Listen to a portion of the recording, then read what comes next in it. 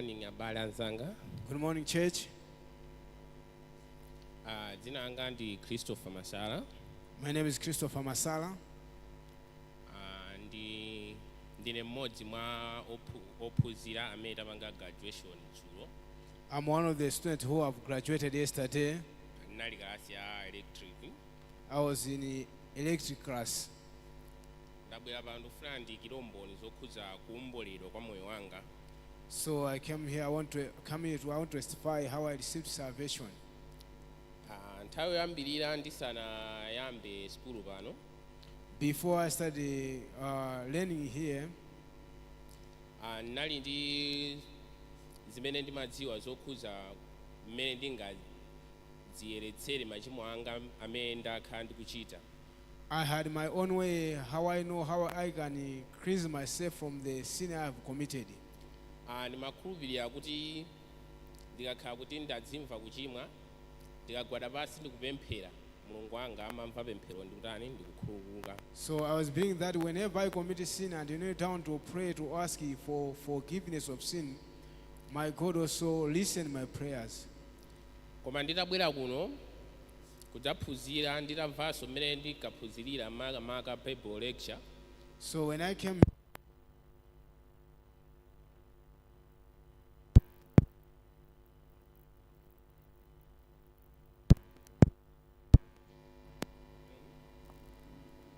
at first I could not understand.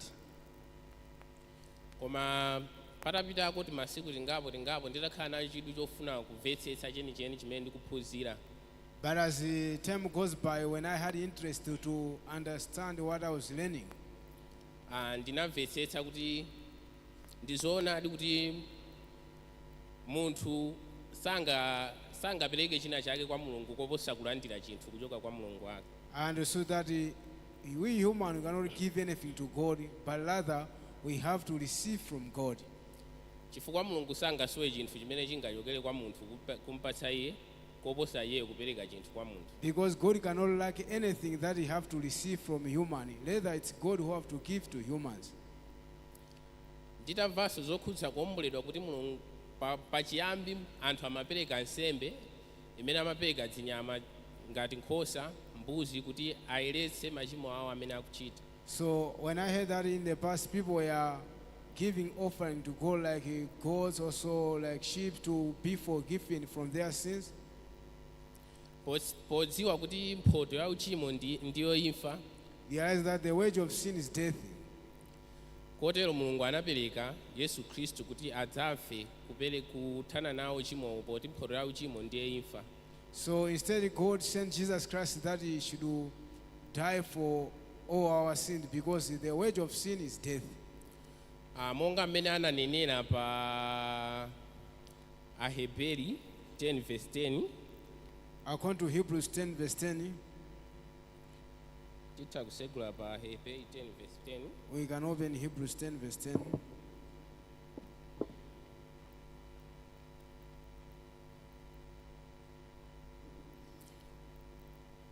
Anati ndi chifuniro chimenechi tayesedwa kwa chopereka cha thupi la Yesu Khristu kamodzi kwatha. By that we have been sanctified by the offering of the body of Jesus Christ once for all. Kusonyeza kuti sembe ya thupi lake la Yesu Khristu ndi kamodzi kunatha kopereka kokhululuka machimo athu onse a dziko lonse. Meaning that the sacrifice that Jesus gave is once for all to forgive of all of our sins. Kusonyeza kuti munthu sungakwanise wekha kuziperekera nsembe kuti akhululuke machimo ako, koma okhaokha mwazi wa Yesu Khristu umene anapereka ndi umene unayeretsa machimo athu. That means human by ourselves we cannot offer anything to God to be forgiven, but only through the blood of Jesus Christ we are able to receive this forgiveness. Nditamvetsetsa chimenechi ndinadzimva kuti munthu ndine woyeretsedwa. When I understood this, I realized that I am also righteous. Ndipo sindikufunikiranso kukhala ndi nkhawa konse kapena kuyesetsa pandekha kuti ndizipempherere kuti ndingaziyeretse chimoko, chifukwa choti sindingakwanise. Ndi mwazi wa Yesu Khristu okha umene ungachotse machimo. So I understood that I don't need anything from myself, like to ask for forgiveness of sin, and also being worried about my sin, because it's only the blood of Jesus Christ that have done everything for me to be righteous once for all. pachifukwa chimenechi ndikuperekera umboni kuti pakufikira pano ndinoyeretsedwa ndipo ndikuyikira umboni kuti ndine oyera ndithu osachimwa konse. So because of this, I can testify that I'm righteous, I'm not a sinner anymore. Ndikuthokoza podzapezeka malo ano chifukwa choti kufika malo ano ndikukhulupirira kuti si zokhudza sukulu yokha imene ndinkabwerera pano ya electrical koma ndaphunzirakonso zambiri zokhudza moyo wanga. So I'm thankful because of this praise. I can understand that it's not only for school that I came here to learn like electrical things, but also to learn the word of God. Sono kufikira malo ano ndatenga certificate yanga electricity komanso ndazindikira chimene ndili kuti munthu ndinoyeretsedwa sindiyenera konse kukhala wankhawa ndi uchimo umene Mulungu anaperekera kale nsembe. So up to this time, I was able to receive my certificate in electrical, but above all, also in my heart, I received salvation. I no longer need to live in worries that I am a sinner, but I'm righteous through the offering of blood of Jesus Christ. Kotero ndithokoze kwa azitumiki onse amene amatiphunzitsa maka zokhudza Bible lecture imene kuti ndimvetsetse. So I'm thankful to all teachers who have been guiding me to learn about the Bible, especially all teachers. Kotero kwa ine ndikuthokoza popezeka malo ano. So I'm thankful to be here. Sikomo kwambiri nonse. Thank you all.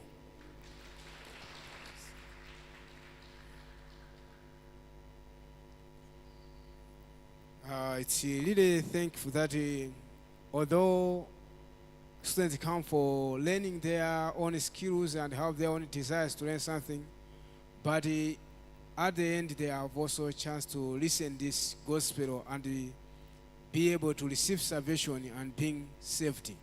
So I believe that one by one, as we live our life, we can focus our heart to listen to the word of God. There are many students this time who have received salvation and who are living new life after their salvation. We believe that also we can get them into spiritual life and continuously they can live relying their life upon God. So thank you for that time of testimony. This time we have time to praise the Lord together. And also for the praise, our Lord Choir will guide us into praises. The first song is There is a Redeemer, and the second is the Passion. So let us welcome Lord Choir has come in front to guide us into praises.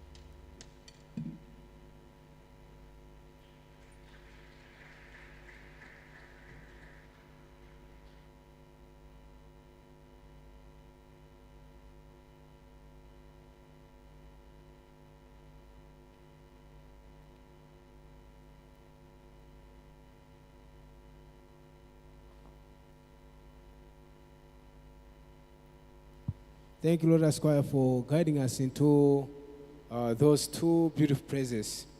Everyone, this time is very important time, whereby also we will listen to the Word of God. You know, the Word of God is more important in our life as Christians. So I believe each and every one of us, we can be attentive and listen carefully as the pastor is giving us the Word of God. This time, let us welcome Pastor Samuel Kim as he coming to give us Word of God.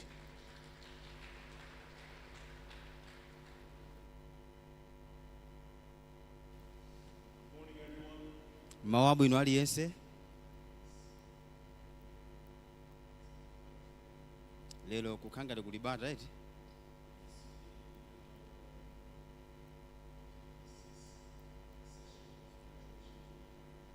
Ndedzulo tinandi graduation ya yoyamba mu chaka cha 2026.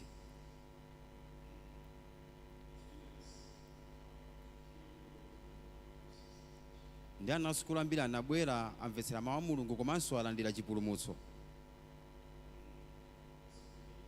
These friends came and also we had time to share the word of God. Pamenenso abale ndi alongo takumana tilinso nthawi yoti tigawanenso mawu a Mulungu. We thank the Lord for giving us this opportunity to share this gospel. Tiziyamika Mulungu potipatsa mawu umenewu kuti tikhoza kugawana mawu a Mulungu. Last week we were also blessed to receive our Pastor Abraham Nam from Philippines. wiki atha tinalinso ndi mwayi omvetsera kwa abusa anamu ochokera kuja ku Philippines. Were you all blessed to listen to the word of God? Tinadalitsika tonse kumvetsera mawu a Mulungu eti. Yes. We thank you for the precious time also God has given us. Zikomo chifukwa cha nthawi yabwino imene ali nayonso imenenso tinatsogozedwa. This morning also we would like to share the word. Ndiye mawu mononso tufuna tigawane mawu a Let's Mulungu. open to book of John chapter 2 Titsegule mu buku la Yohane mutu 2 from verse 1 through verse 11. kuyambira verse 1 mpaka na 11. John chapter 2 Yohane mutu 2 from verse 1 verse yoyamba through 11. mpaka na 11. If you found it, we would like to read. Ngati mwapeza tiwerenga. On the third day, there was a wedding in Cana of Galilee, and the mother of Jesus was there. Ndipo tsiku lachitatu panali ukwati mkana wa Galileya ndipo amache wa Yesu anali komweko. Now both Jesus and his disciples were invited to the wedding. Ndipo Yesu yemwe ndi akuphunzira ache anayitanidwa ku ukwatiwo. When they ran out of wine, the mother of Jesus said to him, "They have no wine." Ndipo pakutha vinyo amache wa Yesu ananena naye alibe vinyo. Jesus said to her, "Woman, what does your concern have to do with me? My hour has not yet come." Yesu ananena naye, mkazi ndili ndi chiyani ndi inu, nthawi yanga sinafike. His mother said to the servants, "Whatever he says to you, do it." Amache ananena kwa atumiki, chimene chilichonse akanena kwa inu chitani. Now there were set there 6 water pots of stone, according to the manner of purification of the Jews, containing 20 or 30 gallons apiece. Ndipo panali pamenepo mitsuko ya miyala isanu ndi umodzi yoyikidwako monga mwa mayeretsedwe a Yuda, yonse ya miyeso iwiri kapena itatu. Jesus said to them, "Fill the water pots with water," and they filled them up to the brim. Yesu ananena nawo, dzazani mitsukoyo ndi madzi, nayidzaza ndendende. And he said to them, "Draw some out now and take it to the master of the feast," and they took it. Ndipo ananena nawo, tungani tsono pano mupite nawo kwa mkulu wa phwando, ndipo anapita nawo. When the master of the feast had tasted the water that was made wine, did not know where it came from, but the servants who had drawn the water knew. The master of the feast called the bridegroom. Koma pamene mkuluyo analawa madzi osanduka vinyowo, ndipo sanadziwa kumene anachokera, koma atumiki amene adatunga madzi anadziwa, mkuluyo anayitana mkwati. And he said to him, "Every man at the beginning set out the good wine, and when the guests have well drunk, then the inferior. You have kept the good wine until now." Nanena naye, munthu aliyense amayamba kuyika vinyo okoma, ndipo anthu atamwatu pamenepo wina osakoma, koma iwe wasunga vinyo okoma kufikira tsopano lino. This beginning of signs Jesus did in Cana of Galilee and manifested his glory, and his disciples believed in him. Chiyambi ichi cha zizindikiro zake Yesu anazichita mkana wa Galileya, naonetsera ulemerero wake, ndipo ophunzira ache anakhulupirira iye. Yes, up to verse 11, we have read. Tawerenga kufikira verse ya 11. Once again, good morning, everyone. Kachikena mawu abwino aliyense. This seems more like an official Sunday service to me. Tukhala ngati kuti mwina sitikukondwera ndi service ya lero. Actually, during the time of IF Academy, we have many students who join us for service. Koma mu nthawi ya akadame tinayenda na sukulu ambiri amene amakhala nafe limodzi mu service. But today, since we are gathered here, only our church brethren, Koma lero tangosonkhana tokha abale ndi alongo amchali chimwathu. I feel more relieved and comfortable to preach the word of God to you. Ndiye ndikumva ngati kupepuzidwa kuti ndilalikirese uthenga wabwino kwa inuyo. And we also need such time when our church brethren have a time also to listen to the words of faith. Timafunanso nthawi ngati imene kuti abale ndi alongo amvetsere mawu achikhulupiriro. Isn't that right? Ndizoona iti? Yes. That's why, as I was thinking this morning, what word, what should I share together with our church this morning? Chifake mawu ndimalingalira kuti ndingagawane bwanji ndi abale ndi alongo mu tsiku la lero mawu a Mulungu. And then I came across to the idea that we should speak about faith. ndiye napeza kuti koma ndiyankhule nkhani ya chikhulupiriro. Every Bible says, without faith, you cannot please God. Baibulo limati opanda chikhulupiriro sitingamkondweretse Mulungu. Is that right? Ndi choncho eti? Without faith, we cannot what? Opanda chikhulupiriro sitingatani? Please God. Sitingakondweretse Even Mulungu. today, many people go to church. Koma lero anthu ambiri amapita ku chalichi. We are also here gathered today in our church. Ifenso tasonkhana lero mauno ku chalichi We are yathu. here to praise God. Tili kuno kuti tipembedze Mulungu. We pray unto Him. Tipemphere kwa Iye. We share our testimonies. Komanso tigawane maumboni athu. In other words, we are having this service of worship before the Lord. Mwa njira ina tili ndi service imene kuti ife timpembedze But Mulungu. everyone, Koma aliyense. this is not true service. Koma iyi si chipembedzo choonayi. What, Pastor? Abusa muti chani?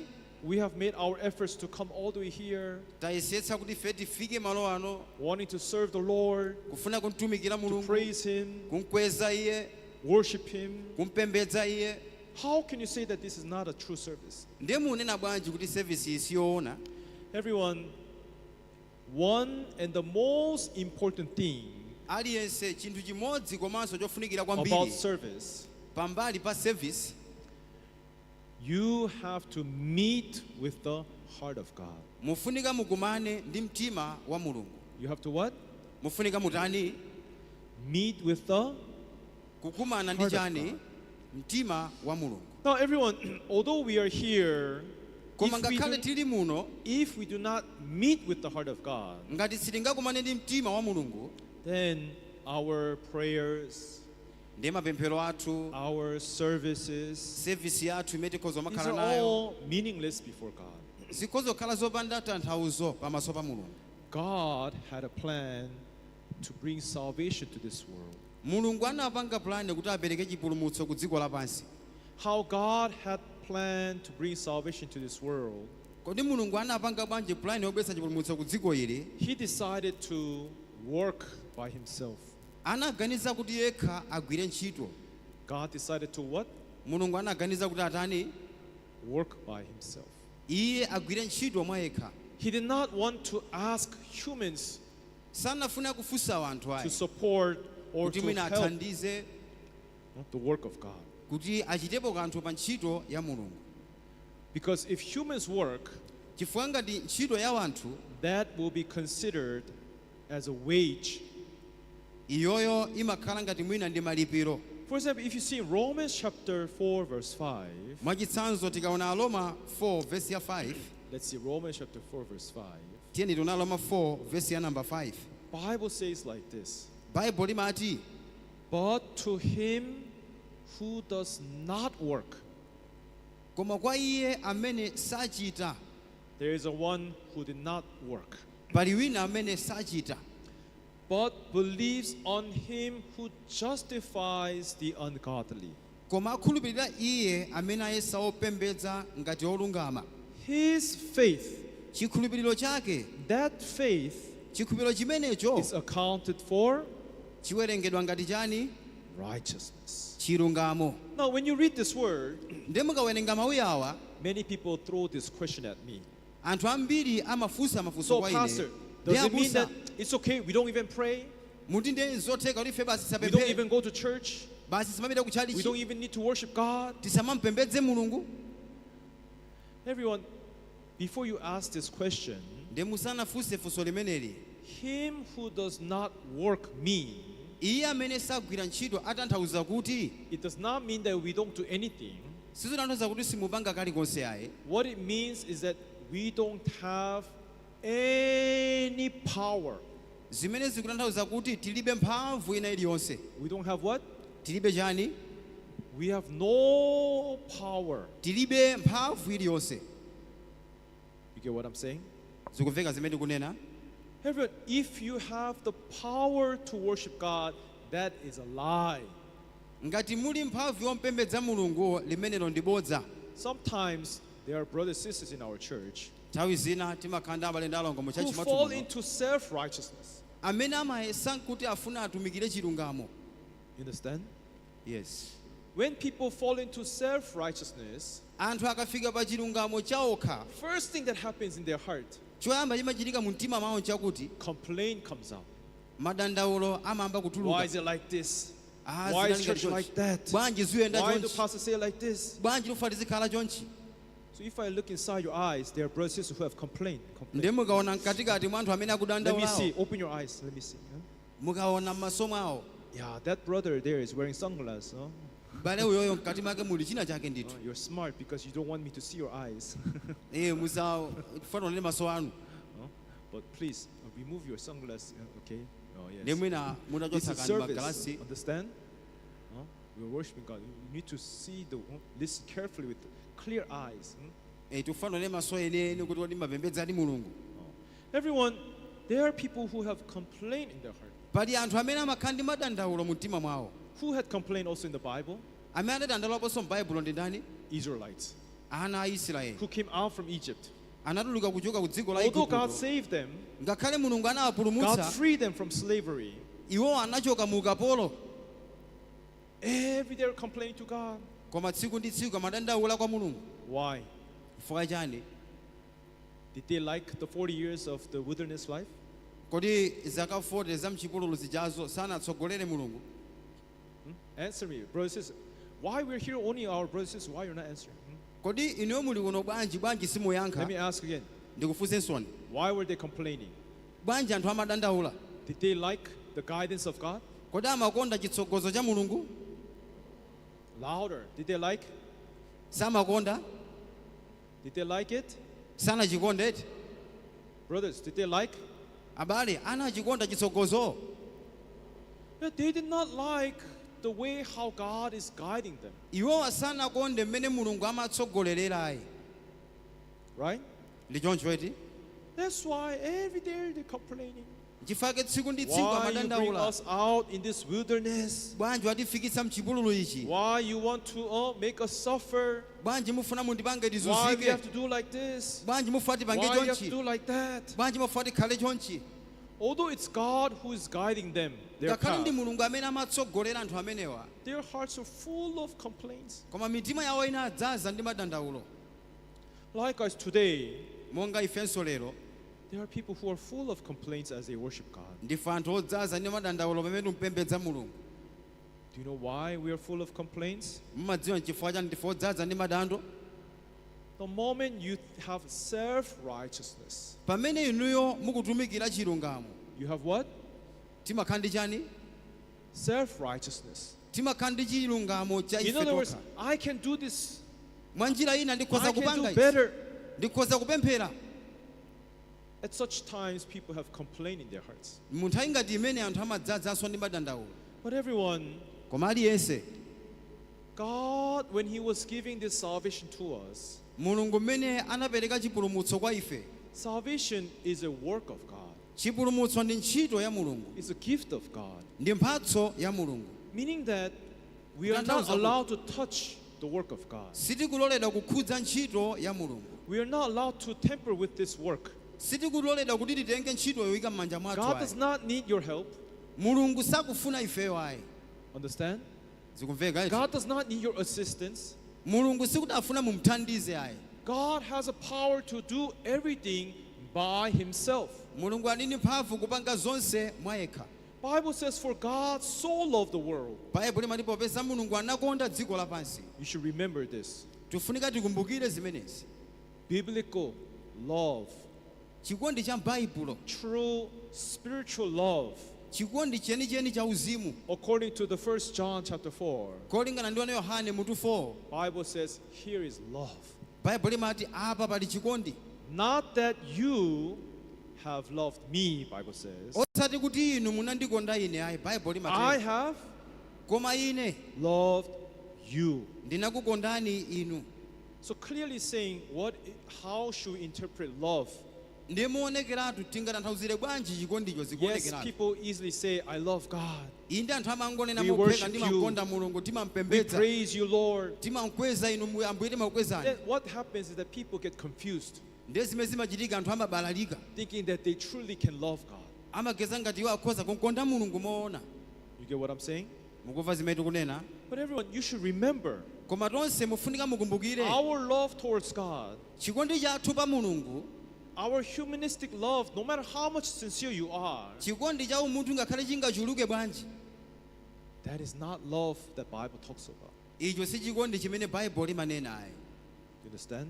Zikumveka iti? So if you want to deal with love in the Ndengati spiritual mufuna way, mupange nkhani ya chikondi, we have to acknowledge mufunika muzindikire. my love towards God is what? Chikondi changa pa Mulungu ndi chani?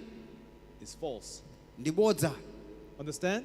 Zikumveka iti? But God's love towards us is what? Koma chikondi cha Mulungu pa ife ndi chani? It's true. Ndi choona. Amen? Amen. Our love towards God is what?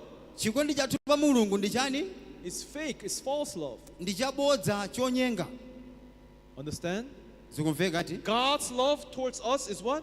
Koma chikondi cha Mulungu pa ife ndi chani? It's true. Ndi choona. Amen? Amen. But what people are trying to do, Koma zimene anthu ayesera kupanga, they try to apply their love for God. amayesera kuyikapo chikondi chawo. I love God so much. Why pastor is saying that my love is fake love? Ndimakonda Mulungu kwambiri, bwanji abusa akuti chikondi changa chincha fake. Oh, if I worship God, I want to praise God, I want to go and pray to God. Ndikafuna kumpembedza Mulungu ndimapita kukampembedza, ukapempha kwa Mulungu. I'm so sincere. Ndine munthu wokhulupirika kwambiri. But why pastor say that our love towards God is false? Koma bwanji abusa akuti chikondi chathu kwa Mulungu nchabodza. It's not what I'm saying. Izi si zimene ndikunena ayi. It is what Bible is saying. Izi ndi zimene Baibulo likunena. Do you understand? Zilumveka ati? Do you understand, everyone? Ali salumvetsetsa apa? Today, let's answer loudly and let's really embrace this word in our hearts. Lero tiziyankha mokweza zimene Baibulo likunena apa Can you basi. answer loudly, everyone? Tiziyankha mokweza aliyese? Yes. Yes, today we're just with our brethren, so it's very good that we can talk deeply Lero in spiritual tangosonkhana life. abale amumuno basi tikhoza umapanga zinthu momasuka mokweza kwambiri. Now then, if our love is false, if it's not true love, Ndengati chikondi chathu nchabodza si choona. what is next step Kodi chachikena chimene tingapange ndi chani? is to acknowledge, we are people who cannot love God. Ndikuvomereza kuti ine ndine munthu amene sindingamkonde Mulungu. So I know that I'm a person who cannot love God. Ndadziwa kuti ine ndine munthu amene sindingamkonde Mulungu ayi. You understand? Zikumveka? I am not a person who can serve the Lord. Ndine munthu amene I sindingatumikire am not a Mulungu. person who can preach gospel. Ndine munthu amene sindingalalikire uthenga wabwino. I am not a person who can will for God, Ndine munthu amene sindingafunefune pa Mulungu who ayi. can dedicate my life for this gospel works. Sikuti ngapereke moyo wanga chifukwa cha anthu ena ayi. But I don't rely upon myself. Koma ine ndimangodzidalira mwa ine ndekha.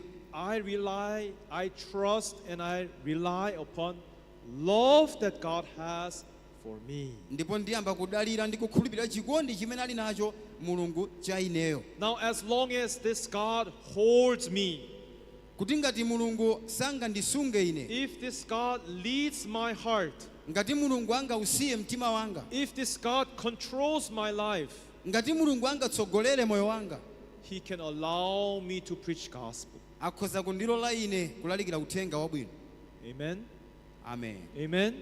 Amen. So I am not standing here because I love gospel, that I can preach the word. I love people of Malawi. Sorry to say, I am not such a good person. Ine sinduyima pano kuti ndimakonda Mulungu ndikhoza kulalikira mmakonda anthu aku Malawi chonde pepani ine sindili ngati choncho ayi.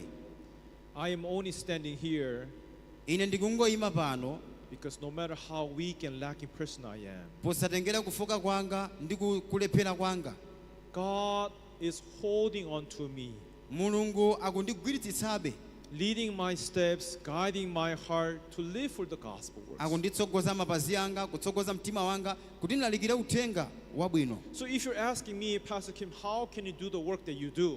Ndemu ukandifunsa kuti abusa nanga mapanga bwanji ntchito imene mapanga. Sorry to say, I have nothing to share or boast about myself, Pepani ponena izi ndilibe kalikonse kamene ndingadzikweze mwandekha. because originally Bible says we are born from your fathers, who is a father of lies. Chifukwa Baibulo limanena motsimikiza kuti munabadwa kuchokera kwa kholo lanu labodza. Is that right? Ndi choncho eti I'm a person who is filled with lies. ndine munthu wodzaza ndi mabodza, I'm a person who is filled with evil darkness. ndine munthu wodzazidwa ndi maganizo a mdima. That's who I am. chifukwa ine mmene ndilili Only reason why I can be here. koma chifukwa chimodzi yokha imene For the ndikozokhalira past 20 kuno years, I've been living for the gospel in Africa kwa zaka 20 ndakhala chifukwa cha uthenga wabwino kuno ku Africa because God held onto me. chifukwa mulungu wakhala akundinyamulabe. So this morning, 20 years of gospel preaching, ndiye kwa zaka 20 zolalika uthenga wabwino what can I say about myself? zimene ndinganene zandekha ndikoza kuti chani I'm nothing. ine si kanthu yayi But God did everything. koma mulungu ndi amene amapereka chilichonse. Amen. Amen. I can only be here because God protected me, guided me, held on to me. ndikozokhala kuno chifukwa mulungu amanditsogolera amanditetezera mulungu amandithandiza. That's why I want to give all the glory and honor to Him who is with me. chifukwa ndimafunika ndizipereka ulemerero ulemu kwa iye amene amandisunga. Amen. Amen. Then everyone, if you understand this relationship, ndiye mukamvetsetsa ubale ngati umenewu then God can work inside you now. ndiye mulungu akhoza kugwira ntchito mkati mwa moyo wanu. Because whatever you do, chifukwa kalikonse amene whether it's mungachite big work kandi ntchito yayikulu or small work, kandi ntchito yaying'ono at the end, you praise God, you glorify God. ndiye mwina mmampembedza mulungu mmamulemekeza mulungu. You understand? mukumvetsetsa You understand? mukumvetsetsa eti That is a rightful heart for people who are worshiping God. uwu ndi mtima wolondola wa anthu amene akupembedza mulungu. That's why here Romans chapter 4 verse 5, ndiye apa Roma 4 verse ya 5 this testimony of Abraham, uwu mboni wa Abrahamu let's see the verse. tetoneni vesiyo Him who does not work. koma kwa iye amene sachita. Let's see from verse 2. Romans chapter 4 verse 2. tione kuyambira vesi ya 2 Aroma 4 yemweyo For if Abraham was justified by works, pakuti ngati Abrahamu anayesedwa olungama chifukwa cha ntchito he has something to boast about, iye akhala nacho chodzitamandira but not before God. koma nokosalinga kwa mulungu ayi. Why? Before God, we are all wicked, we are all evil human beings. chifukwa pamaso pa mulungu ndife anthu oyipa onse anthu oyipa. Verse 3. vesi yachitatu What does the scripture say? pakuti lembo litani Abraham believed God. Abrahamu anakhulupirira mulungu. Now, let me share you something here. ndiye ndikuganira china chake apa The faith that we cherish in this church, chikhulupiriro chimene ife timakhala nacho mu chali the chino belief that we cherish in this church, chikhulupiriro chimene timakhala nacho mu mpingo mwathu muno we have to first acknowledge that we are evil before God. choyamba tofunika tivomere kuti ife ndife anthu oyipa pamaso pa mulungu. Understand? zikumveka We are what? ndife otani Evil. oyipa. Bible says, for by one man, baibulo limati chifukwa cha munthu mmodzi sin has entered into this world. uchimo unalowa mdziko lapansi. Is that right? ndi choncho eti And therefore sin has spread to all men. ndipo imfa inafikira anthu For onse all have sinned, the Bible says. chifukwa kuti onse anachimwa baibulo limatero. Let's see Ephesians chapter 2 for a moment. tione Aefeso Ephesians chapter 2. Aefeso mutu 2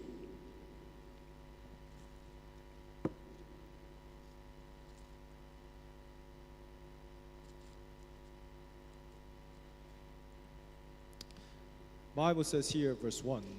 baibulo limati vesi yoyambayo And he made alive who were dead in trespasses and sins. ndipo inu anakupatsani moyo pokhala munali akufa ndi zolakwa ndi zochimwa zanu.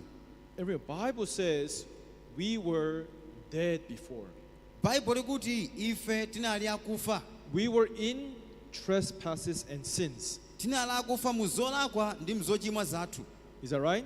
ndi choncho eti So when we were born in this world, ndi ife mmene abadwa mu dziko ili we were dead and we were already inside trespasses and tinali in sin. akufa komanso tinali kale mu zolakwa mu zoyipa. How King David testified, kodi mfumu Davide adapangira umboni wotani?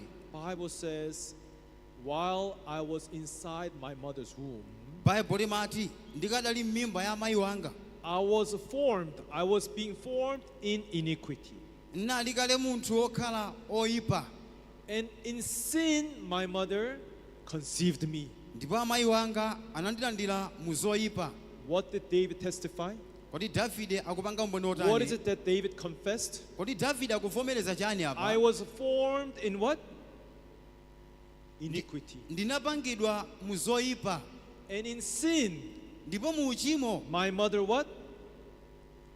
Conceived me. amayi wanga My anandilandira mother ine bore me. I came out from my mother while I was in sin. natuluka m'mimba ya amayi wanga ndilikala ochimwa So what is the beginning of David's testimony? kodi chiyambi cha umboni wa davide ndi chani I am iniquity. ine ndine munthu woyipa I am sinful. ndine munthu wochimwa Is that right?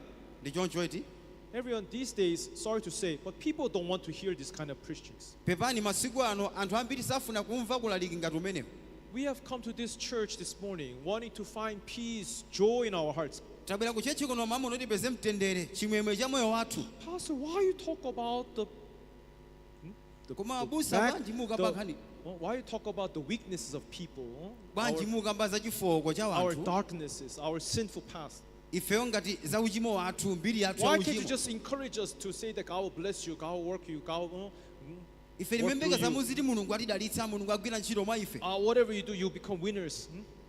kuti koma kaliko simukamba inuyo kakutitsutsa ife Even you see, ngakhale mukaona if your heart does not come down to the position that God wants, ngati mitima yanu singabwere pamalo amene mulungu akuwafuna those blessings are nothing. madalitso amenewo si kanthuso yayi Meeting the blessings of God kukumana ndi madalitso a mulungu with having the right heart ndi kukhala ndi mtima wolondola is called true blessings. izi ndiye zimatchedwa madalitso oona Amen. amen Amen. amen True blessings is after you came to the position you met with the heart of God. madalitso oona ndi pamene munthu afika pamalo pamene ngakumane ndi mtima wa mulungu Do you understand? zikumveka iti But yet you don't even have that heart of God. koma ife sitikhala ndi mtima ngati umene wa You don't mulungu even want to respect this guidance of this Bible. ndiye ngati ufatilemekeze chitsogozo cha baibulo But iyi if you're asking God, bless me, ngati tingafunse kuti mulungu udalitseni ine how can God bless you? kodi mulungu akudalitsani That's a motani fake blessings. ndi madalitso onama Brothers and sisters, our Goodnews Mission Church brethren, ife ambale ampingo wa Goodnews Church I want you to receive true blessings of God. ndifuna mutalandira madalitso ona a mulungu Amen. amen I want you to be connected with the heart of God ndifuna mutalumikizika ndi mtima wa mulungu so that God can work in your life. kuti mmenemo mulungu agwire ntchito m'moyo mwanu But to do that, koma kuti mupange to zimene receive true blessings, kuti mulandire madalitso ona we need to first realize our true image. tifunika choyamba tizindikire chithunzithunzi chathu Now, Bible says here, Ephesians chapter 2, verse 2, baibulo likuti aefeso 2 vesi ya 2 in which you once walked according to the course of this world, according to the prince of the power of the air, the spirit who now works in the sons of disobedience. zimene munayendamo kale monga mwa mayendedwe a dziko lapansi lino monga mwa mkulu wa ulamuliro wa mlengalenga wa mzimu wakuchitira tsopano mwa ana akusamvera Verse 3, vesi yachitatu among whom also we all once conducted ourselves in the lusts of our flesh, fulfilling the desires of the flesh and of the mind, and were by nature children of wrath, just as others. amene ifenso tinagonera pakati pawo kale mzilakolako za thupi lathu ndi kuchita zifuniro za thupi ndi za maganizo ndipo tinali ana mkwiyo chibadwire monganso otsalawo We,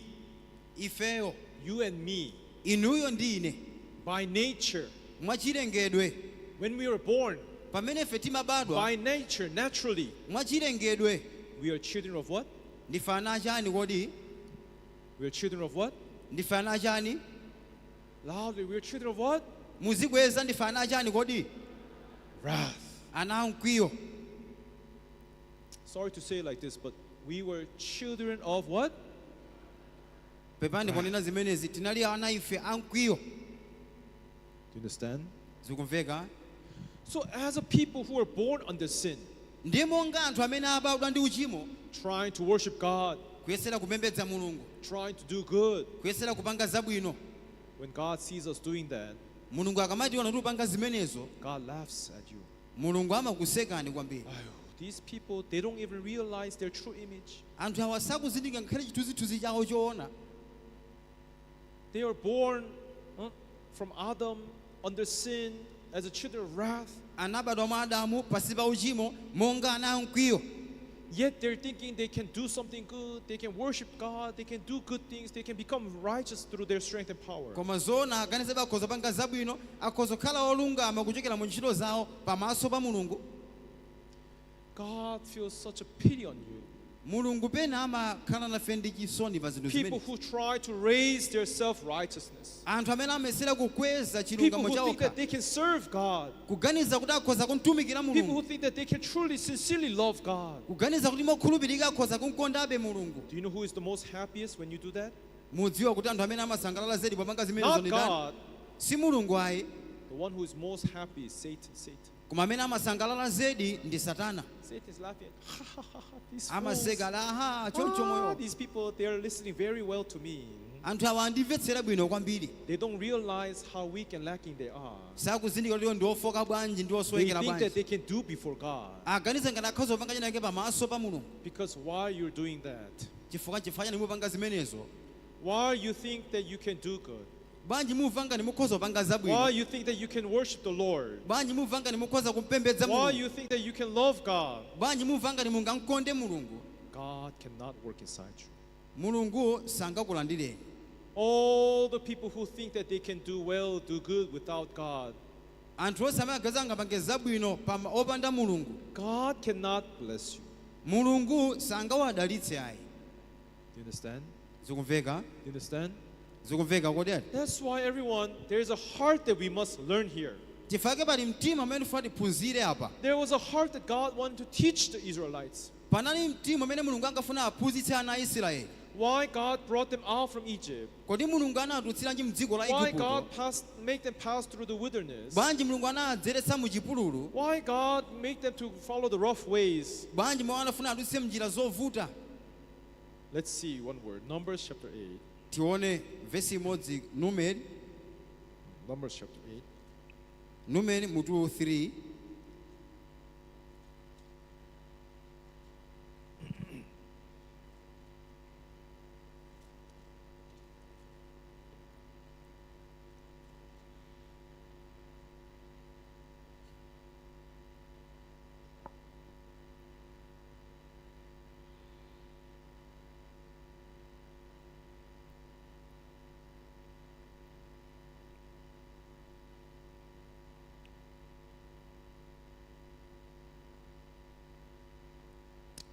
Let's see here.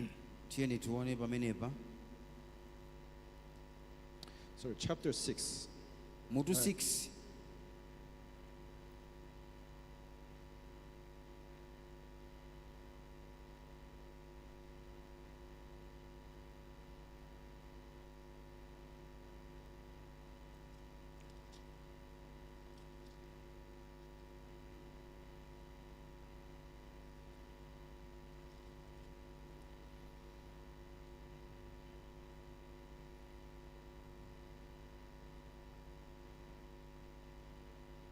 Sorry, I'm a little bit confused here.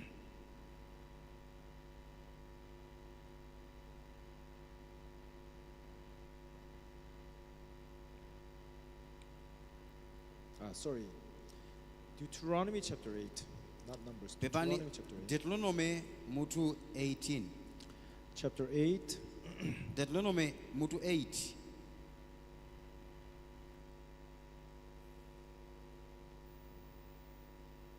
verse 14. Verse ya 14. Let's see here. When your heart is lifted up and you forget the Lord your God, who brought you out of the land of Egypt and from the house of bondage. Mtima wanu ungatukumuke nimungayiwale Yehova Mulungu wanu amene anakutulutsani mdziko la Igupto mnyumba ya akapolo. 15. 15. Who led you through that great and terrible wilderness, which were fiery serpents, scorpions, thirsty land, where there was no water, who brought water for you out of the flinty rock. Amene anakutsogolerani mchipululu chachikulu ndi choopsacho, munali njoka zamoto ndi zizinkhanira mouma mopanda madzi, amene anakutulutsirani madzi mthanthwe la nsangalabwi. 16. Verse 16. Who fed you in the wilderness with manna which your fathers did not know, that he might humble you, that he might test you, and to do good at the end. amene anakudyetsani mchipululu ndi mana amene makolo anu sanawadziwa kuti akuchepetseni ndi kuti akuyeseni kuti akuchitireni chokoma potsiriza pano. Everyone, true blessings have to do with your minds. aliyense madalitso ona akufunika akhale pa moyo wathu. If you see here from verse 14 once again, tikaona verse ya 14 kachikena, when your heart is lifted up, mtima wanu ukatukumuka, whenever you see the word lifted up heart, paliponse mukuona mawu it's talking about those people who think that they are strong, who think that they can do, who can serve the Lord God. zimakamba za anthu amene amaganiza kuti akhoza kumtumikira mulungu, akhoza kumpembedza mulungu. The moment you think that you can do something, pamene wangoganiza kuti ukhoza kupanga china chake, what happens right away is that you forget the Lord your God. chimene chimachitika umayiwala mulungu, umaona ngati mulungu sangakuthandizenso. Understand? zikumveka iti? Do you understand? zikumveka? So every time you have complaint in your heart, ndiye nthawi zonse umakhala ndi madandaulo mu mtima mwako, means that you have lifted up your heart. kutanthauza kuti wakweza mtima wako. Why did you bring us out here to die in this wilderness? mwatibweretsa mchipululu kuti tidzafere muno, Like Israelites were complaining. monga na Israelinso amadandaula. There is no graveyard in Egypt that we have to die in this wilderness. kodi kuti alibe mkate ku Igupto, mwatibweretsa tidzafere mchipululu, This dry land, malo owuma these ngati rough ways. njira yovuta Why we kwambiri. have to go through this? ife simufadutse mu zimenezi ayi. Right? ndi choncho eti Whenever they were complaining, paliponse mene amadandaula iwowa, meaning that their heart was lifted up. kutanthauza kuti mitima yawo inatukuka, Their ways, their judgment was better than God's ways and God's judgment. njira zawo maganizo awo zinali zabwino kuposa chiweruzo cha mulungu. Right? ndi choncho eti That's why when their heart is lifted up, what happens next? Second chifukwa step, mtima ukatukulidwa chimachitika ndi chani kenako? they forget the Lord God. amayiwala mulungu mbuye wawo. Do you understand? zikumveka? Do you understand? The tikumvetsetsa. moment your heart is raised up, you forget who? pamene mtima wanu anyamulidwa okwezedwa, amayiwala ndani kodi? You forget the Lord God. mmayiwala mulungu. So what do you think Satan is doing? ndi mukudziwa kodi satana akupanga chani? His job is to make you to forget about God. ntchito yake nkukupangani kuti muyiwale He wants to zokhudza mulungu. separate you from God. afuna akulekanitseni ndi mulungu. And how do you do that? ndi mmapanga bwanji zimenezo? What he does is raises up your heart. zimene amapanga amakweza mitima He yathu, raises up your strength. amakweza mphamvu zathu, He raises up your powers. amakweza mphamvu zanu. You understand? tikumvetsetsa? That's why he tries to praise you, raise yourself, thinking that I can do this, I am good, I love God. amayesetsa kukupangani muzimva ngati mukhoza kupanga zabwino pamaso pa mulungu. Do you know what is the difference between true church of God and false churches? kodi mudziwa kusiyana pa mpingo woona wa mulungu ndi mpingo wabodza? In true church of God, we don't praise men. mu mpingo woona wa mulungu sitilemekeza munthu, We don't praise any other source of power. sitimalemekeza mphamvu ina iliyonse yochokera kwina We kulikonse. don't recognize any miracles or any other source of powers other than Word of God. ife sitilemekeza zochokera kulikonse kandi zozizwa zimene zosemphana ndi mawu a mulungu ayi. Amen. amen. What wrong, false teachers these days? komano matchalichi abodza amatani?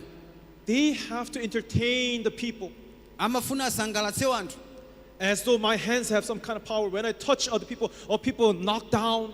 akagwira anthu manjawo akagwira choncho anthu aja azigwa pasi. Are they focusing to the Word of God? kodi anthu achidwiwa chili pa mawu a mulungu ngati? Or are they focusing to the hands of the pastor? kodi iwo akuyang'ana manja ambusa wawo? When I saw there are people who healed, ndiye ntaona anthu amene anachiritsidwa. one day Peter healed a lame man while he was going up to temple. tsiku lake petro anachiritsa munthu wolumala akupita ku kachisi. I do not have gold and silver, ndilibe siliva ndi golide, but in the name of the Lord Jesus Christ, rise and walk, he koma said. mdzina la yesu khristu dzuka nuyende. That day, miracle happened. tsiku limene lolo The sinachitikenso. lame, he rose up and he walked. olumala anayenda, ananyamuka ndi kuyenda. Suddenly, 3,000 people gathered around Peter. How did you do this? mpaka anthu 3,000 anasonkhana kwa petro kuti zatheka bwanji? Who are you? Where are you from? How can you raise this man from the being lame? mphamvu zake zachokera kuti za iwe kuti ukhoza kuchiritsa munthu wolumala ngati ameneyi? Do you know what is the first thing Peter said? mudziwe chimene Petro adanena choyambirira, don't regard at me. musayang'ane kwa ine ayi. Do you understand? Tikumvetsetsa? Don't look at me as someone who has power. Musayang'ane ine ngati wina akali ndi mphamvu zina zake. I'm nothing. I'm nobody. I have no power. Ine si kanthu, ndine chabe ndilibe mphamvu yayi. That is what true servants of God do. Izo ndi zimene choonadi cha Mulungu chimapanga. Everyone, my hands do not have power. Mphamvu zanga ine, manja anga alibe Because I mphamvu. touch you, nothing happens. Popeza mwina ndikamkhudza munthu. Oh, then, Pastor, what's the point of coming to this church? You have no power. Tsono abusa inu mulibe mphamvu, tibwera bwanji kutchali But there's chikulu. one thing that I have. Koma pali chimodzi imene ndinacho ine. For me, I have true word of God that I can deliver to you. Kwa ine ndi mawu owona amene ndingapereke kwa inuyo. Amen. Amen. I cannot heal you, touch you, and give power to you. Ine singakugwiritseni ndi manja But I kukuchiritsani. have this word of God, the heart of God I can deliver to you. Ndili ndi mawu a Mulungu, mtima wa Mulungu amene ndingapereke kwa inuyo. So if you want to experience God's work in your life, Ndiye ngati mufuna kuona ntchito ya Mulungu m'moyo if mwanu, you want to truly meet with the heart of God, ngati mufuna kuona ndi mtima wa Mulungu ndimoona, it's not that you raise yourself. ndiye inuyo musadzikweze nokhayi. You have to become what? Humbled. Inu mufunika mukhale mudzichepetse. How does one become humbled? Kodi munthu angadzichepetse bwanji? Yes, when you realize how weak, how lacking person I am. Pamene mwazindikira ndine ofoka bwanji ndi osweka bwanji. Do you understand? Zikumveka iti? Do you understand, everyone? Alese tikumvetsetsa. When you realize how weak and lacking person I am, Pamene mwazindikira ndine munthu ofoka ndi osweka motani, automatically people come out before the word. ndipo muonekeratu anthu amabwera pamaso pa Mulungu. I don't want you to come to this church because I'm special, what I have some powers, I can bless you. Don't come to this church for that. Sindifuna muzibe ucheche kuno mugrezo tani zakudalitsani ndine munthu wapadera ndikupangirani zabwino. But I Ayi. want you to come to this church Koma ndofuna muzibwera kuchali chikuno. because with the true Spirit of God, Chifukwa mzimu woona wa Mulungu, with the true heart of God, kuli mtima woona wa Mulungu. we have the word of God that we can deliver to you. Tili ndi mtima wa Mulungu, mawu a Mulungu amene ufati apereke kwa inuyo. Amen. Amen. Amen. Amen. So we are here to listen to the true word of God. Ndiye ife tili kuno kumvetsera mawu oona a Mulungu. Now today we read John chapter 2. Lero tawerenga Yohane mutu 2. There was a wedding in Cana of Galilee. Kunali ukwati ku Kana wa ku Galileya, Jesus was there too. ndipo Yesu analinso komweko. But unlike our weddings here in Israel, all the weddings are done in the nighttime. Komano maukwati ena ngati ku Israeli amachitika ndithu. So any feast, Ndiye phwando lilonse when is a Passover feast? ngati mwina pali phwando la Pasaka, In the nighttime. ngati nthawi ya usiku, From the Friday, the sundown, kuchokera usiku dzuwa to the likamalowa, Saturday sundown kuchoka nthawi imene dzuwa likulowa, is a Sabbath day, ndi chiyambi cha Sabata chimenecho. right? Ndi choncho So eti. if you go to Israel, all the feast begins from sundown. Ndiye mukapita ku Israeli maphwando onse amayamba dzuwa likamalowa. That's why even the weddings, they don't do it during the daytime. They do it during Chifukwa the nighttime. maukwati sapanga masana ayi. So the moment sun goes down, they start the wedding ceremony.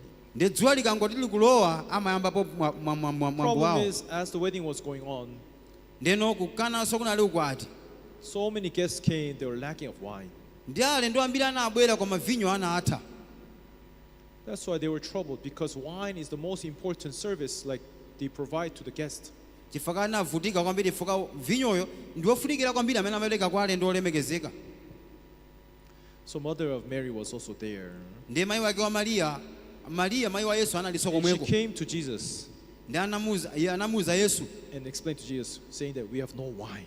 Anafotokozera Yesu kuti anthu a vinyo atherawo. Suddenly Jesus said, Yesu anati, woman, what does your concern have to do with me? mkaziwe uli ndi chani ndi ine?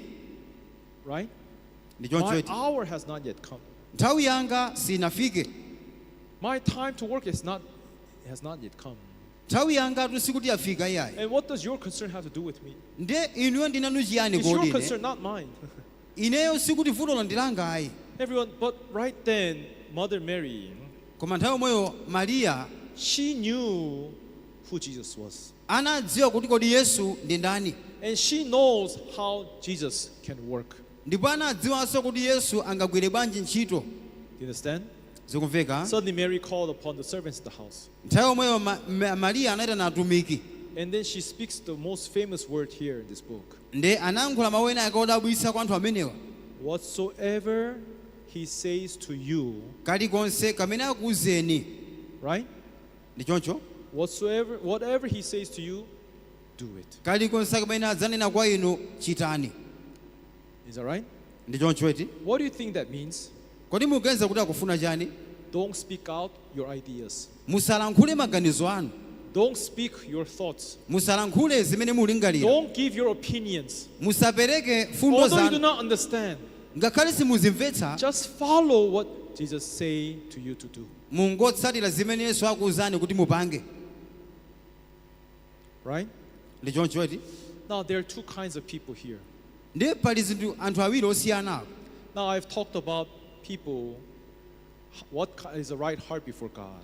Ndakamba kuti ndi mtima otani umene Mulungu afuna tikhale People who nawo. lift their hearts up, Ndiye tikakweza mitima who yathu, think that they are good, kuganiza ngati ndi anthu who think abwino, that they're able, kuganiza ngati akhoza kumpembedza Mulungu, they become far from God. amakhala kutali ndi Mulungu. Is that right?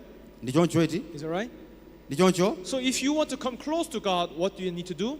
Ngati mufuna kubwera chifupi ndi Mulungu, mufunika mutani? Your heart has to become humbled. Mtima wanu ufunika uchepe. People who are humbled can come close to God. Anthu amene azichepetsa akhoza kubwera chifupi ndi Mulungu. Amen? Amen. Do you understand, everyone? Tikumvetsetsa aliyense? Then how can we become humbled? Ndiye tingadzichepetse bwanji? When you realize that there's no strength and power in me, Pamene tazindikira ndilibe mphamvu kuthekera mwa ine, people become humbled. anthu amakhala odzichepetsa. Do you understand? Zikumveka? That is the reason why God made humans to become weak. Ichi chifukwa Mulungu anapanga anthu kuti akhale ofoka. Everyone, it is right, it's not wrong to be weak and lacking. Ndipo ndizoona sizolakwa tikhala anthu ofoka iyayi. Everyone, we are people who can only commit sin. Ndife anthu amene tikhoza kupanga tchimo basi. Only that people are good at hiding it. Ndife anthu amene timangozibisa basi. That's why let's be truthful before God. Chifukwa tifuna tikhale oona mtima pamaso pa Mulungu. Everyone, we are weak and lacking human beings. Ife ndi ofoka, ndife anthu osowa. Is that right? Ndi choncho eti. That's why we need to humble ourselves before God. Chifukwa tifunika tizichepetse mwa ife tokha pamaso pa Mulungu. Those people who are humble before God, Anthu odzichepetsa pamaso pa Mulungu, Word of God just enters into their heart. mawu a Mulungu amangolowa m'mitima yawo. For example, Mwachitsanzo, there was a man who was with infirmity for 38 years. panali munthu amene anadwala zaka 38. What did Jesus say? Kodi Yesu anati chani? Do you want to be made well? Kodi ufuna kuchiritsidwa? Rise, Dzuka, take up your bed, tenga mphasa yako, walk. yenda. What happened? Chinachitika ndi chani? This man with the infirmity for 38 years. Munthu okhala odwala zaka 38 yu. Hey, nonsense. How can I walk? Anati zopanda pake ndiyenda bwanji ine? Ah, Jesus, you're crazy. You're mad. How can I Yesu do khanga this? timwabalalika ndinopenga bwanji? Did he add his opinion, Kodi anayikapo maganizo ake? his own thoughts? Maganizo ake anayikapo ngati? Word of God just enters into his heart. Mawu a Mulungu anangolowa mu mtima mwake. So he just rose up. Nde adangoyimirira kudzuka. And like Jesus said, he took his bed. Ndiye kenako ananyamula mphasa yake. And then he started to walk. Kenako anayamba kuyenda. That's how he became healed. Ndi mmene munthu anachiritsidwira uyuyo. Right? Ndi choncho ati? Amen? Amen. There were other group of people. Ndiye palinso ngati munthu wina Lawyers, amene ndi achilamulo, Pharisees, afarisi, scribes, alembi, who came to Jesus. amene anabwera kwa Yesu. What must I do to inherit eternal life? Ndipange chiyani kuti ndilowe ufumu wa Mulungu? Jesus said to Nicodemus, Yesu anawuza Nikodemo, you have to be born again. ufunike ubadwenso katsopano. How can these things be? Kodi zingatheke bwanji izi? What does Nicodemus do? Nikodemo anapanga chani? Does he just receive the words of Jesus, or he complains with his own ways? Kodi adangolandira mawuwo kamene anayankhulapo za maganizo ake? How can these things be? Kodi izi zingachitike bwanji? What, born again? I need to go back into my mother's womb and come out again? Inu Nonsense! kubadwanso, mkalo wa mimba mayi wanga kubadwanso izi zopanda pake izi. Right? Ndi choncho eti? Why? Chifukwa chani? Why these lawyers, Pharisees, scribes, Bwanji achilamulo, afarisi ndi alembi? why they cannot receive the words of Jesus? Bwanji sakadalandira mawu a Yesu? Their hearts are what? Mitima yawo ndi otani kodi? Lifted up. ndiyokwezedwa. Why is their hearts lifted up? Bwanji mitima ndiyokwezedwa? They are filled with their own righteousness. Anadzazidwa ndi chilungamo Their chawo. hearts are filled with their own ways and Mitima judgments. ina adzaza ndi njira zawo ndi maganizo awo. How can this be? Zingatheke Nonsense, bwanji Jesus. zopanda pake izi Yesu Despise the words of Jesus. kupeputsa mawu a Yesu. Right? Ndi choncho iti? But this man with infirmity for 38 years. Koma uno munthu uyu odwala zaka 38 You uyu can see the word of God just enter into his heart. mukozona mawu a Mulungu anangolowa mu mtima And that mwake. word of God gives us strength to his legs, strength in his bodies. Mawu anapereka mphamvu ku miyendo yake ngakhalenso That ku word thupi of lake. God is what raises him. Mawu a Mulungu ndi amene anamudzutsa munthu Jesus did amene. not touch him. Yesu sanamugunde yaye. Jesus did not shake him. Yesu sanamugwedeze yaye. Is that right? Ndi choncho iti? Everyone, that is what word of God does. Izi zimene mawu a Mulungu amachita. One day, a centurion came to Jesus. Tsiku lake munthu wina anabwera kwa Yesu. Centurion is a Roman soldier. He's a Gentile soldier. Uyu ndi mtsogoleri wa asilikali. Oh, Jesus, my servant is severely sick. He's tormented. Please. Yesu mwana wanga Heal wadwala him for kwambiri. Wazuzidwa chonde mumuchiritse. Jesus was surprised. Yesu anadabwitsidwa. Well, as a Roman, as a Gentile, he came to ask for help from the Jesus. Monga munthu wakunja anabwera kudzafunsa thandizo kwa Yesu. Oh, Jesus said, okay, let's go to your house then. Yesu anati tiye ku nyumba kwako tiyeko. Suddenly the centurion said, wait, Jesus. Koma no Kenturiyo uyu analira chonde dikirani. I am a man with authority. Ndine munthu amene ndine wakunja. Centurion means he's a captain of 100 soldiers. Kenturiyo anatoza kuti yeye ndi munthu woti ndi wakunja. That's why his title is centurion. Chifukwa dzina lake kutchedwa Kenturiyo. Centurion. Waku Kenturiyo. Kenturio Chichewa? Yes, Kenturiyo. Centurion it's English. So, centurion says to Jesus, Ndiye Kenturiyo ananena kwa Yesu, I'm a man with authority. ndine munthu amene oyipa. If I tell my servants to go, Ndine munthu wodzaza ndi ulamuliro ndikauza akapolo anga kuti apite, they go. amapita. If I tell them to come, Ndikauza kuti abwere, they come. amabweranso. Right? Ndi choncho iti? Jesus, how about you? You are greater than me. You have more power than me. You have more greater authority than me. Ndiyeso kuti iwe uli ndi mphamvu kuposa ine, uli ndi ulamuliro kuposa ine. Anauza Yesu zimenezo. Why don't you just speak unto me? Bwanji mutangoyankhula mawu kwa ineyo. Amen. Amen. Speak unto me. Mungu ndiyankhula mawu basi. Where did he put the trust? Kodi iye anayika chikhulupiriro chake kuti? Centurion, he put his faith in what? Kodi Kenturiyo anayika chikhulupiriro chake kuti? In the hands of Jesus? Mu manja a Yesu? In his strikings? Mu zimphamvu za Yesu? Any other outside source? Kapena mu zinthu zina zochokera kunja? He believed that any word that Jesus speaks, that word has what? Anakhulupirira kuti mawu aliwonse amene Yesu angayankhule ali ndi mphamvu. Amen. Amen. His word has power. Mawu ake ali ndi mphamvu. That's why the centurion said, Chifukwa Kenturiyo ananena kuti just speak unto me. Mungu yankhula mawu kwa ineyo. You don't have to suffer to go and walk all the way there and come back. Just Simufunika speak mpaka unto me, Lord. muvutike kuyenda wakafika ndi kubwereranso. Mungu Aren't yankhula you mawu. not a son of God? Aren't you not with authority? Aren't you not a person who work with the word? Inu ndinu munthu mwana wa Mulungu amene magwira ntchito ndi mawu. Isn't that right? Ndi choncho iti? Jesus was shocked. Yesu anadabwitsidwa. And what he said, Ndi ananena kuti chani? I have never found Sindinapeze ine such a great faith. chikhulupiriro china chake chachikulu. Not even in Israel, there's no one who believed like this. Ngakhale ku Israeli kulibe wokhulupirira mwachonchi. But this centurion, Koma uno munthu who is uyu a Gentile Roman soldier, amene ndi wakunja msilikali wa he Chiroma believes that the words of Jesus Christ has what? anakhulupirira mawu a Yesu Khristu ali ndi chani? Has power. Ali ndi mphamvu. He only needs to speak unto us. Iye amangofunika yankhule kwa ife basi. Everyone today, God only needs to speak unto us. Lero Mulungu sikuti akufuna atankhula And nafe. this Bible is a words of what he has spoken to us. Baibulo ndi mawu amene walankhula kwa ifeyo. But the problem is, Koma vuto ndi lakuti when your hearts are filled with your own ways, your own judgments, mitima yanu ikadzaza ndi njira zanu ndi if maweruzidwe you're a anu. person who's lifted up, ndiye mitima yanu ikakwezedwa these words cannot enter into your hearts. mawu awa sangalowe mitima yanu ayi. Do you understand? Tikumvetsetsa? Do you understand? Tikumvetsetsa iti? Then you cannot be blessed. Ndiye simungadalitsike iyayi. And let's look at just two more words. Tingowena mawu ena In sochepa. Isaiah 55, Yesaya 55. Bible says like this. Bible limati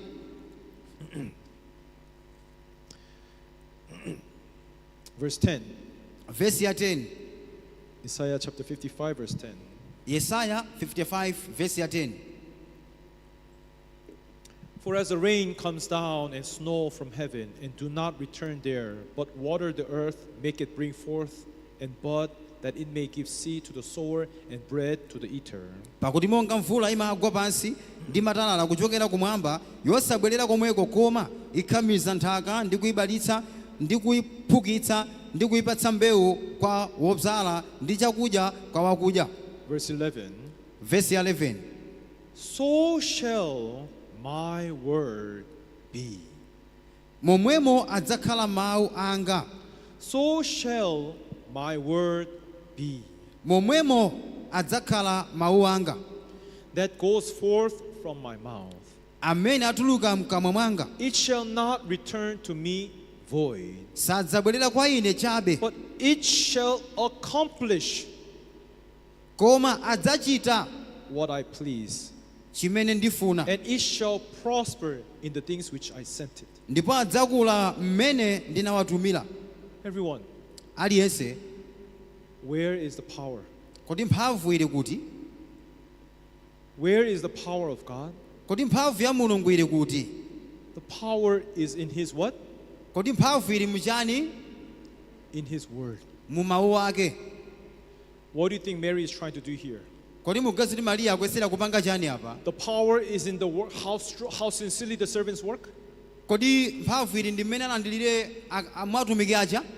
The power is how strongly the servants work. Kodi mphamvu ili mu zimene atumiki aja agwirira ntchito? It's how fast they move. Kapena ndi mmene How azithamangira diligently they work. mwina akuyesera kuti iwo agwire ntchito? Power is inside the servants' hands. Kodi mphamvu ili m'manja mwa akapolo aja atumiki? Mary knows. Mariya anadziwa The power kuti mphamvu is in the mouth of Jesus. ili mkamwa mwa Yesu. Amen. Amen. That's why, what does she say?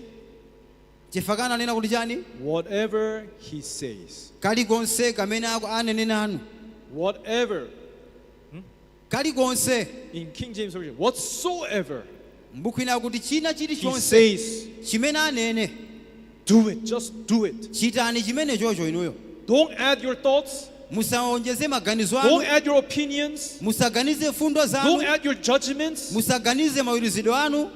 Just follow what He says. Mungotsata zimene akuwuzeni. Amen. Amen. Everyone, I want all our church brethren Ndepena timatha kupeza abale ndi alonga mchechi muno who do not seek for any outside source of power amene safuna kupeza mphamvu zina zakunja other than Word of God. koma amang'ana mawu a Mulungu. Amen. Amen. We are here to listen to what? Tili pano kumvetsera chani? Word of God. Mawu a Mulungu. Do you understand? Tikumvetsetsa? Everyone, God's Word has power.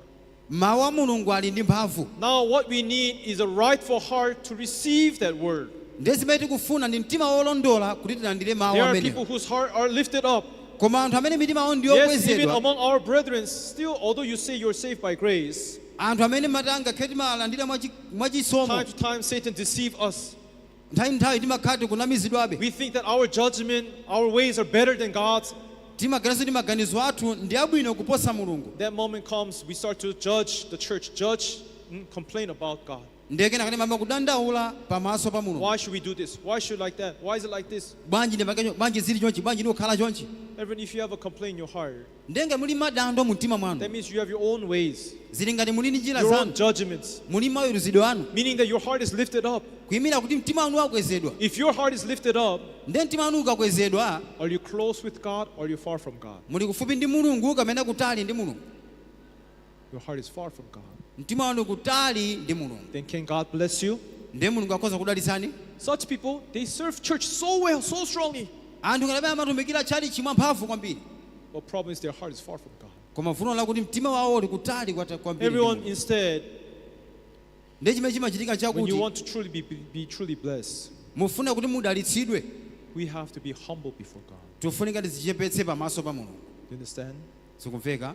We have to become weak and lacking person. Tufati zine ndife anthu ofoka ndi osowa. Last Bible seminar, yes, we had a wonderful time listening to the word, but there are a lot of lackings and preparations.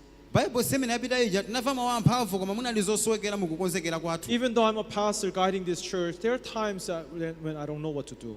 Ngakhale pa zinthu zina ngati ngamatsogolera mpingo pali zina zimene ndimakhala olephera At kuzipanga. such moments, I discover my weaknesses and lackings. Nthawi zimenezo ndimazindikira kufoka kwanga ndi kusowekera kwanga. But no matter how weak and lacking I am, Koma nungakhale ndine munthu osoweka mwa mtundu God wanji. who will for this church does not lack at all. Mulungutu zimene amafuna muchali chimuno mulibe kusowa ayi. Amen. Amen. That's why, trusting that God will help us and guide us, we are prepared. Chifukwa kukhulupirira kuti Mulungu atithandiza ndipo atipatsa. So thankfully and so blissfully, God has helped in every way so that we were able to have a wonderful time with our guests. Mothokozeka Mulungu anatipatsa nthawi yabwino, anapereka zofunikira kuti mulendo wathunso tikhale naye moyenerera. That's why I want to glorify that God who has worked for us. Fani mafandi mkweze Mulungu amene amagwira ntchito For me, kugwira I'm ife. nothing. Koma kwa ineyo ndine I'm chabe. nobody. Sine kanthu So ya. that's why there's nothing to complain to this church. Chifukwa palibe zimene ndingadandaule pa nkhani Nothing ya that I mpingo. can speak out.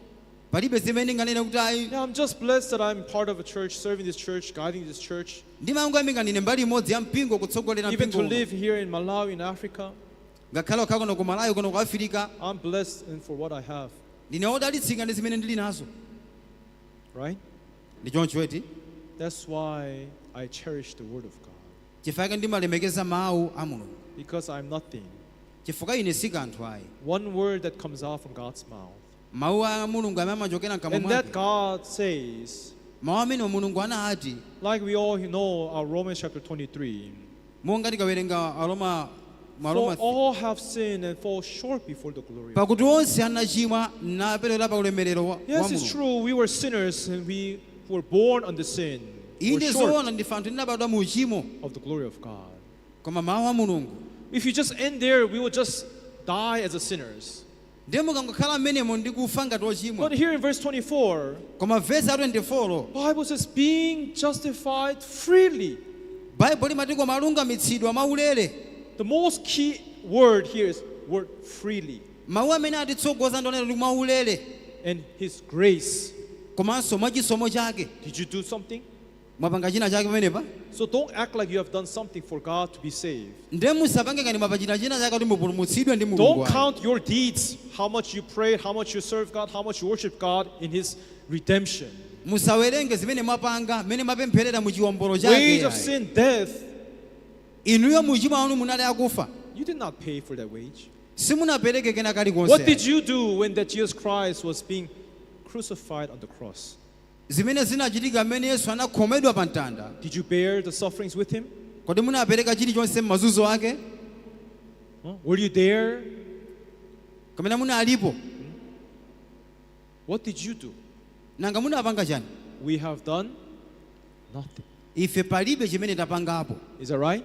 Ndi choncho eti. Our sin is not paid off when you pray or worship God or serve God. Machimo athu sanachoke chifukwa chopemphera kapena kupanga zabwino maso a Our Mulungu. sins were paid off the moment Jesus Christ died on the cross, paying off the weight of our sins. Machimo athu anachotsedwa pamene Yesu anafera pa mtanda kuchotsa machimo athu. So I want to tell you, don't look at yourself what you have done.